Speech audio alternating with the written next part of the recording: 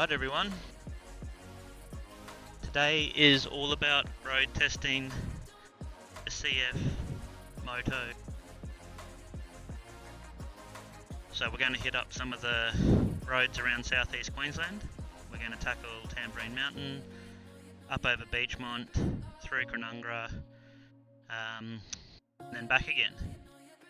So it's about seeing how she performs on winding roads. It's a nice sunny day, it's quite warm, so kitted out with all this gear is bloody hot, but get moving, will be fine.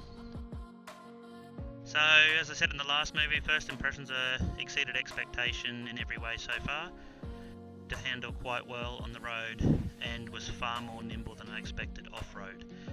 So really positive to date, but let's get this bike started.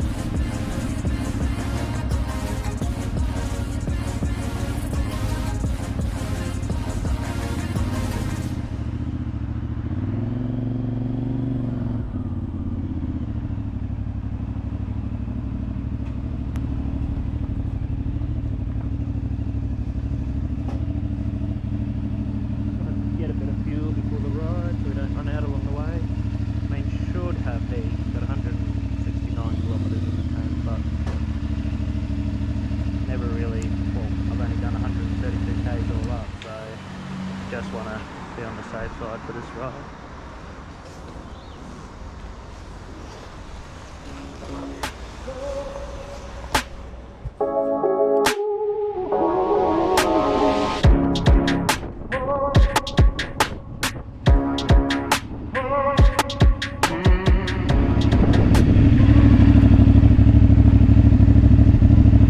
Alright everyone, we've filled up with fuel. Tamborine Mountain. Same, we've got a range of about 364 kilometres. We're averaging about 4.5 litres to the 100k. And I've got a grand total of 135.4 kilometres of total driving time today. So she's a brand newie. She's running very smooth so far. Just thought I'd give you a little look. Tamborine Mountain lookout where the hang gliders jump off before we hit back up on the road.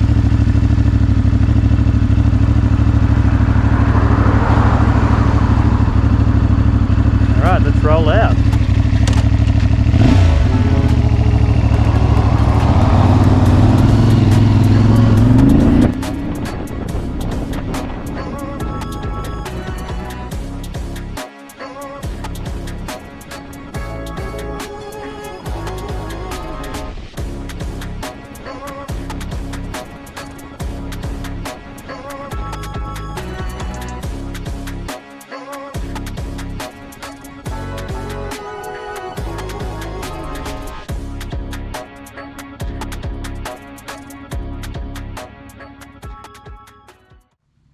Guys, while we're sitting here at the lights up at the goat track, give you some thoughts. So a couple of annoying things are, they're minor, but they are annoying. I can't two-finger clutch in and bring it onto my knuckles because it doesn't bring it in far enough for the clutch to disengage. So I've got to have a bit of a play around with everything in here. I've played around with this little turnstile there the other day and that definitely didn't do anything, so I might have to get in there and have a look at like that, but should be able to work it out. But right now it's a bit annoying. You've got to be almost all the way into the handlebar to get the clutch to disengage. Seems to handle really well on the road. The corners that I have taken, it seems to stick quite well, and it definitely leans over very smoothly and very beautifully. There's no juttiness to it. It's nice to bring it back up and go back over the other side. It's nimble, but it's not aggressive by any stretch of the imagination. So the goal from here is to head down the goat track. It's quite a windy little road, so I'll leave you on for most of it and cut and snip as I go when I'm doing the editing. But it's quite windy down here. Then we'll turn left and not actually go into Cronulla at the bottom, and then head on out up the back of Beachmont to Upper Beachmont. Then we'll come back down through Lower Beachmont, then into the sort of advanced down Mount Nathan area, through Calabar, and then from there, depending how I'm feeling, I might head back into Cronulla and grab a bite to eat at the cafe there, or I'll keep cruising and head back home and make it home. So yeah, not overly enthralled with the position of the quad lock that I put on at the moment. Have seen quite a lot of people put it up there, and that looks far more aesthetically pleasing, which is nice, but they also then complain that the vibrations make the screen go up and down because of the extra weight. So I've still got to fiddle around with that a little bit and come up with better positioning, because you do find yourself looking down quite a long way to see it. Once again, it's minor annoyance, there's nothing absolutely wrong with it by any stretch of the imagination, but it's just one of those things I've got to fiddle around with. The only other thing that's really frustrating is that polarized sunglasses, you can't see the dash very well at all. You've actually got to tilt your head to the side to get a better reading of it. So once again, easy solve, just buy a pair of non-polarized sunglasses, but there's something that's a bit frustrating because not something I've thought about before, and I've always bought polarized sunnies because I do things on the water quite a lot. Alright, here we go.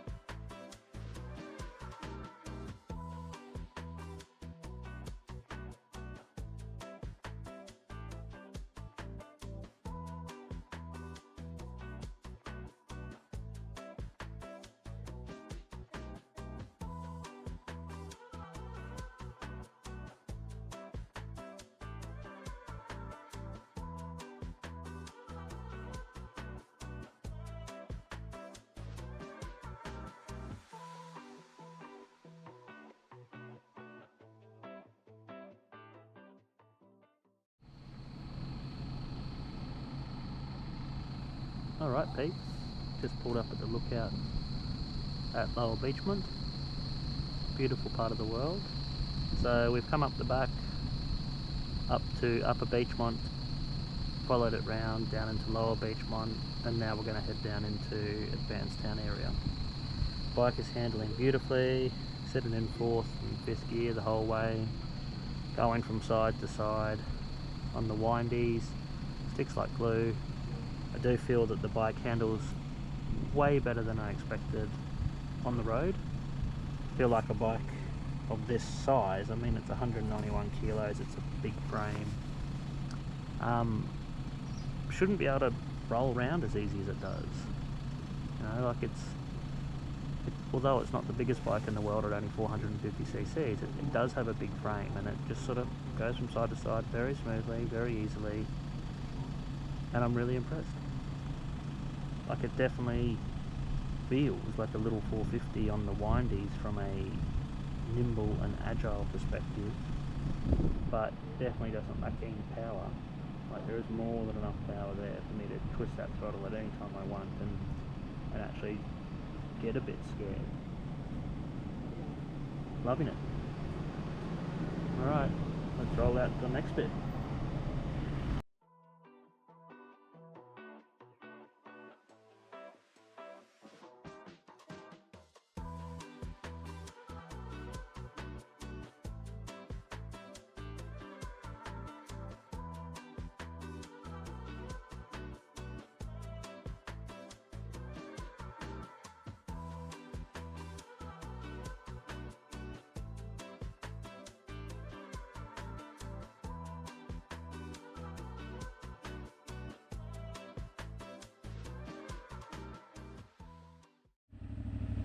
Alright peeps, I know I said that this was a road test, but hey, you don't buy an adventure bike and find a little bit of dirt to have a cruise along the way either, do you? So, just a little squirt of the dirt, give it a go, stock tyres, fully inflated, should turn this traction control off I guess. Still confusing me how to actually do that, but I got it first time. Here we go.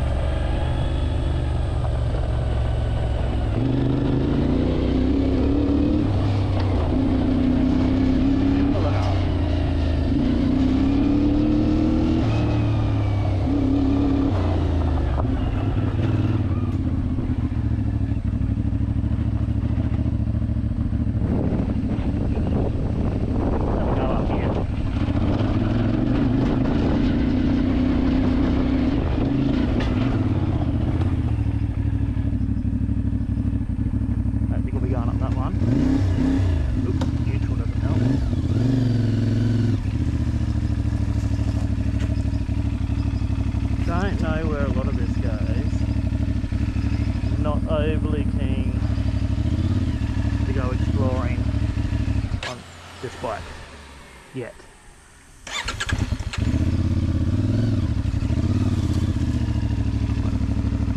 Other bike, my beater, I've had a ball going down that.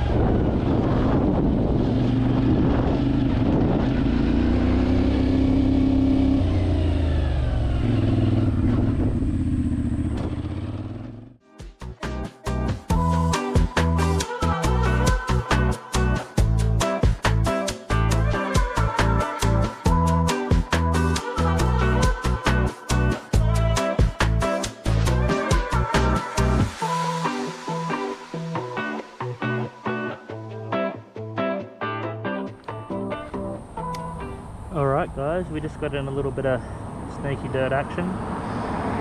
Fully inflated stock tyres, so a little bit skatey, but for what I just did there, totally fine. A bit of air out of them would make a huge difference.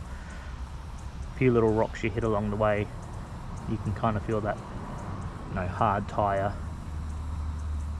bouncing. I don't really know if that's the right word, but sort of bumping off it. Little bit of air out of them would make a big difference, but hey, for that sort of riding that I just did there, this thing is absolutely all over it. Did it with its eyes closed. Could outride my capabilities without fail. Loving it. So, about to hit the next section up, back up the goat track to Tambourine Mountain.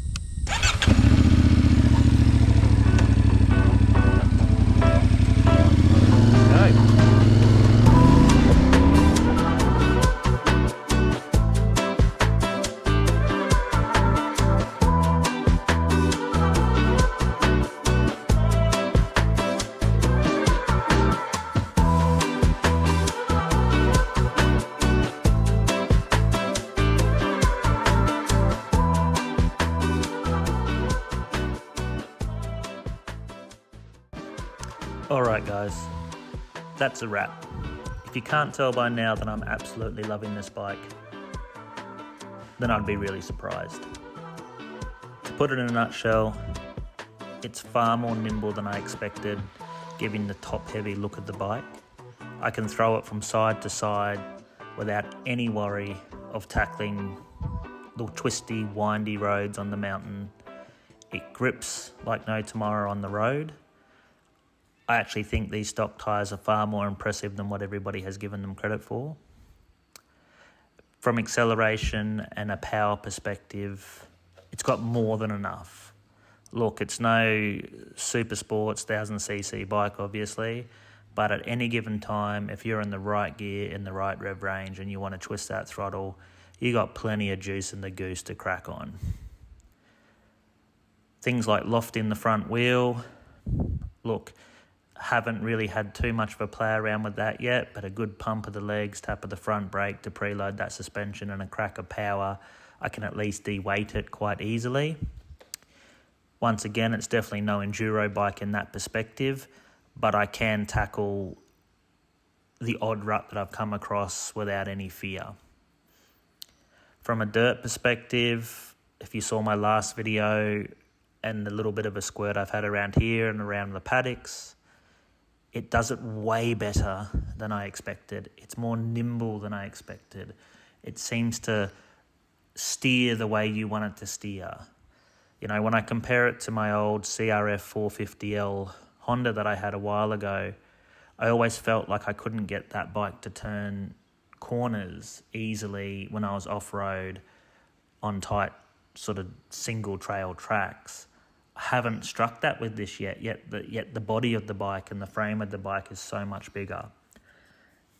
Things like the clutch pull, super smooth, super easy.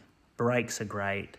Suspension is stiff, but once again, I'm comparing it to a Enduro Beta 300RR two-stroke, Enduro bike that I've had the suspension fully worked and fitted out to my weight and revalved for the style of riding I do.